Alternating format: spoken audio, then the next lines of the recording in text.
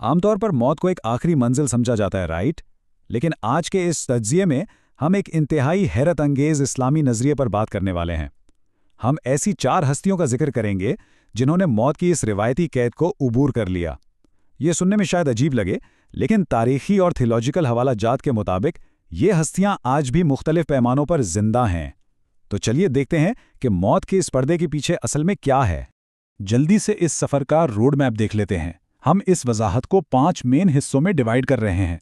पहले हम जिंदगी के दर्जात को समझेंगे, फिर बात होगी हज़रत इदरीस की जो जन्नत में मुकीम है, हज़रत खिद्र की जो एक पुरस्रार रहनुमा हैं, हज़रत ईसा जिन्हें आसमानों की तरफ उठाया गया, और आखिर में हज़रत इलियास जिनका सफ़र एक रोशनी के घोड़े पर आगे बढ़ा।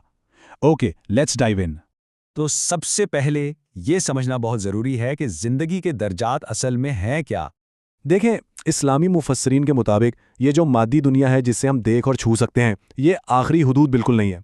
इसके आगे भी बहुत कुछ है जिससे माँ बादल तबीयत या मेटाफिजिकल ज़िंदगी के दर्जात कहा जाता है। सोर्स मटेरियल वाज़े तौर पर बताता है कि ये वो नादीदा बातें हैं, इनविजिबल डायमेंशंस, जहाँ कुछ मखसूस हस्तियाँ वक्त और जगह की पाबंदियों से बिल्कुल आज़ाद होकर ज़िंदगी गुजारती हैं। यानी ये दुनिया जहाँ हम खाते पीते और सांस लेते हैं, ये तो बस एक पहला दर्जा है। अगर हम इन दर्जात को कंपेयर करें तो फ़र्क बिल्कुल साफ नज़र आता है।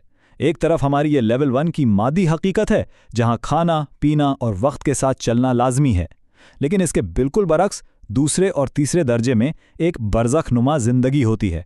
यहाँ इंसान वक्त और मकान की पाबंदियों से आज़ाद है, मतलब वो मुख्तलिफ जगहों पर एक ही वक्त में मौजूद हो सकता है बग़ैर किसी फ़िज़िकल ज़रूरत के। और यही वो बुनियादी कॉन्सेप्ट है जो इन 4 अंबिया की ज़िंदगी को समझने के लिए एब्सोल्युटली क्रूशल है। अब आते हैं अपने पहले कैरेक्टर प्रोफाइल की तरफ, हज़रत इदरीस और उनका जन्नत में क़याम। हज़रत इदरीस का वाक़या बड़ा ही कमाल का है। इनका ताल्लुक तबीयत और एस्ट्रोनॉमी के आला इल्म से था, और इनकी मौत के फरिश्ते हज़रत इज़राइल के साथ एक अजीब सी दोस्ती कायम हो गई थी। जब इज़राइल इंसानी शक्ल में उनके पास आए तो इन दोनों ने 3 दिन तक साथ सफ़र किया। इस दौरान इज़राइल ने उनका इम्तिहान लेने के लिए दूध और अंगूर पेश किए। जब इदरीस को एहसास हुआ कि ये तो मौत के फरिश्ते हैं, तो उन्होंने 3 हैरान अंगीज़ ख्वाहिशाएं ज़ाहिर कीं। पहला, मौत के दर्द को चखना, दूसरा, जहन्नुम के खौफनाक मनाजिर देखना, और तीसरा, जन्नत के दरवाजे तक जाना ताकि वो उसे देख सकें। यहाँ एक बहुत ही इंटरेस्टिंग ट्विस्ट आता है। जब इज़राइल ने उनसे जन्नत से वापस आने को कहा तो हज़रत इदरीस एक दरख्त की टहनी पकड़कर बैठ गए। उन्होंने बहुत ही ज़हानत के साथ कुरान आयत का हवाला दिया कि हर जान मौत का मज़ा चखेगी, और मैं मौत चख चुका हूँ, दुनिया में सिर्फ एक ही मौत है। उन्होंने ये भी कहा कि अल्लाह का फरमान है कि जो एक बार जन्नत में दाखिल हो जाए वो वहाँ से कभी नहीं निकाला जाएगा। खुदा ने इन दलीलों को कबूल कर लिया, और इस तरह उन्होंने तीसरे दर्जे की ज़िंदगी यानी हमेशा के लिए जन्नत में क़याम हासिल कर लिया। चलिए अब आगे बढ़ते हैं अपने दूसरे और इंतहाई पुरस्रार रहनुमा की तरफ, यानी हज़रत खिद्र।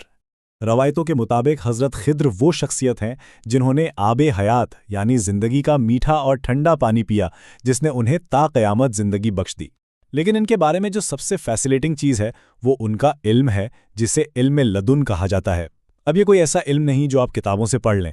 ये छुपे हुए गैब, माजी और मुस्तक़बिल का वो स्पेशल डिवाइन नॉलेज है जो सिर्फ अल्लाह की तरफ से बतौर तोहफ़ा अता किया जाता है। इसे आम इंसानी अक़ल से समझना तकरीबन नामुमकिन है।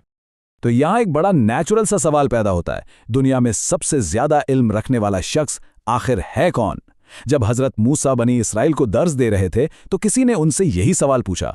जब उन्होंने जवाब दिया कि वो खुद हैं, तो अल्लाह ने उन्हें बताया कि 2 समंदरों के मिलने की जगह पर उनका एक बंदा है जिसके पास ऐसी मालूमात हैं जो मूसा के पास भी नहीं, और बस यहीं से एक अजीम और मिस्टीरियस सफ़र का आगाज़ होता है। अब इन बातों को ज़रा गौर से देखिए। इस सफ़र में खिद्र के तमाम आमाल बज़ाहिर बिल्कुल गलत और प्रैक्टिकली पैराडॉक्सिकल थे, लेकिन हर अमल के पीछे इंतहाई नेक मकासद छुपे थे। कश्ती को तोड़ना असल में गरीब मछेरों को एक जालिम बादशाह से बचाने के लिए था। एक बच्चे की जान लेना उसके कुफ्र से उसके नेक वालिदैन को महफूज रखने के लिए था, और यतीमों की गिरती हुई दीवार को बिना किसी उजरत के तामीर करना ये इसलिए था ताकि उनका छुपा हुआ खजाना महफूज रहे और बड़े होने पर वो उसे निकाल सकें। ये सब उसी डिवाइन इल्म अल्लदून का नतीजा था। तीसरे प्रोफाइल पर चलते हैं, हज़रत ईसा और उनका आसमानों की तरफ उठाया जाना। اسلامی تحریروں میں حضرت عیسیٰ کی زندگی اور ان کے سفر کو لے کر بالکل واضح اور یونیک عقائد موجود ہیں۔ یہ ٹائم لائن ایک معجزاتی پیدائش سے شروع ہوتی ہے، پھر نبوت اور ان کے حیران کن معجزات جیسے مٹی کے پرندے میں جان ڈالنا اور مردوں کو زندہ کرنا۔ اس کے بعد ٹائم لائن کا سب سے اہم پوائنٹ آتا ہے۔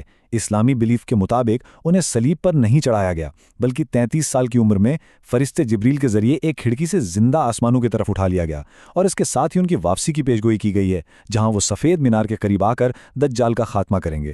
اس پورے اسلامی عقیدے کی بنیاد کہاں ہے؟ وہ اس حوالے میں ملتی ہے سورہ نساء کی آیت 157 اور 158۔ یہ بالکل امپارشلی اور واضح طور پر بیان کرتی ہے کہ نہ تو انہیں قتل کیا گیا اور نہ ہی سولی چڑھایا گیا، بلکہ اللہ نے انہیں اپنی طرف اٹھا لیا۔ سورسز میں یہ بھی آتا ہے کہ اللہ نے کسی اور شخص کو حضرت عیسیٰ کا ہمشکل بنا دیا تھا، جسے لوگوں نے پکڑ کر سولی پر لٹکا دیا۔ آج بھی اسلامی نظریے کے مطابق حضرت عیسیٰ تیسرے درجے کی زندگی میں آسمانوں پر موجود ہیں۔ اب ہم آتے ہیں اپنے آخری نبی حضرت الیاس کی طرف اور ان کی نورانی سواری کے واقعے کی طرف۔ یہ جو 450 کا عدد ہے، یہ کوئی رینڈم سا چھوٹا نمبر نہیں ہے۔ یہ ان 450 جھوٹے پجاریوں کی تعداد ہے جن کا سامنا حضرت الیاس نے بالکل اکیلے ماؤنٹ کارمل پر کیا تھا۔ یہ وہ وقت تھا جب کنگ احاب اور ملکہ جیزبل کے دور میں بنی اسرائیل بال نامی جھوٹے خدا کی پوجا کر رہے تھے۔ جب ان 450 پجاریوں کو اپنے جھوٹے خدا سے کوئی مدد نہیں ملی، تب حضرت الیاس کی دعا پر آسمان سے آگ نازل ہوئی جس نے سب کچھ جلا دیا۔ اس معجزے نے وقتی طور پر ہی صحیح ان کی قوم کی آنکھیں کھول دیں۔ لیکن کہانی یہاں ختم نہیں ہوتی۔ جب ان کی قوم واپس اپنی گمراہی میں چلی گئی تو حضرت الیاس نے اس دنیا سے جانے کی خواہش کی۔ تبھی آسمان سے روشنی کا ایک چمکتا ہوا گھوڑا نازل ہوا۔ ذرا اس سینیمیٹک منظر کو امیجن کریں۔ حضرت الیاس اس روشنی کے گھوڑے پر سوار ہوئے اور نادینہ دنیاؤں کی طرف روانہ ہو گئے، جبکہ انہوں نے اپنی چادر پیچھے حضرت الیاسا کی طرف پھینک دی، جو نبوت کے سلسلے کو آگے بڑھانے کی نشانی تھی۔ آج وہ دوسرے درجے کی زندگی میں خضر کی طرح ایک انسین حالت میں زندہ ہیں۔ تو اس سب پر غور کرنے کے بعد ایک نہایت ہی اہم اور پرووکیٹو سوال ابھرتا ہے۔ اگر یہ قدیم کتابیں ان عظیم ہستیوں کو عام انسانوں کے درمیان اس طرح نادیدہ حالت میں زندہ بیان کرتی ہیں، تو اس مادی حقیقت کے پردے کے پیچھے اور کتنی وسیع اندیکھی دنیائیں موجود ہو سکتی ہیں؟